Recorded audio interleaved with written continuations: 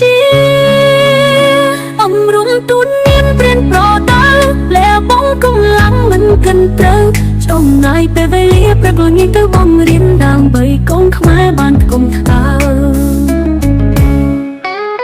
គ្រូប្រៀបដូចជាទូកតូចមួយចង់កោតចង់លោកคนต้องភ្លើងពីត្រៃអានខដល់ត្រៃដើងចំណេះចម្រើនអានកែនេះអង្គរៀនឲ្យចេះអង្គសូលេតឲ្យស្គាល់សំពងជាផ្លូវខំឲ្យមានគុណនឹងត្រឹមត្រូវទាំងអង្គរួនគ្នាឆ្លងផុតភាពលងខ្លៅ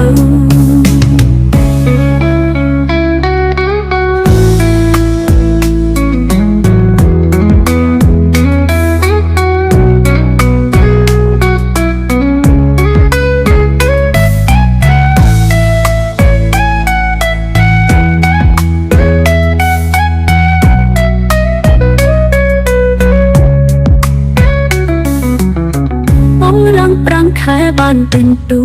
មួយប៉ុន្តែលោកគ្រូមិនដែលពោនៅតែតស៊ូធ្វើកិច្ចការ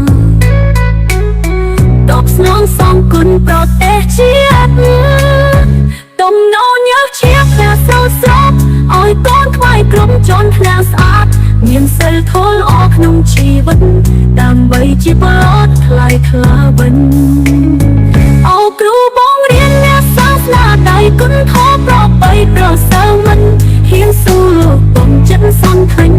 ដើម្បីប្រទេសនិងជាតិខ្មែរ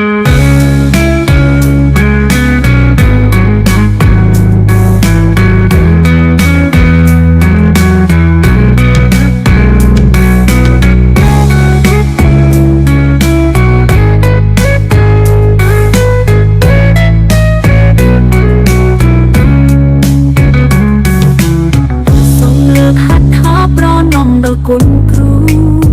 លោកមានទូលនាទីដ៏ធំដែរ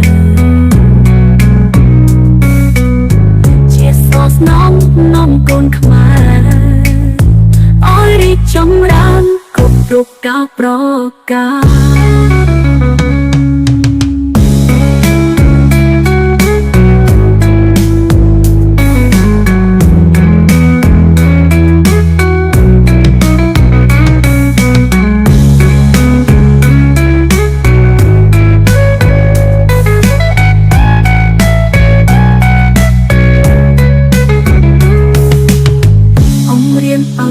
អនសលេខូ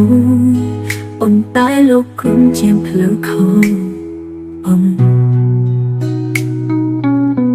ឲ្យមានគុំនឹងតាមទៅទាំងបង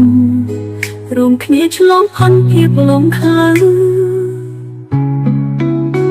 អំណងញើសឈាមខ្លះសោចស្រពឲ្យកូនខ្មែរក្រុមជន់ថ្នាក់ស្អាតមានសិលធម៌ល្អក្នុងជីវិតដើម្បីជាពលរដ្ឋថ្លាវិញ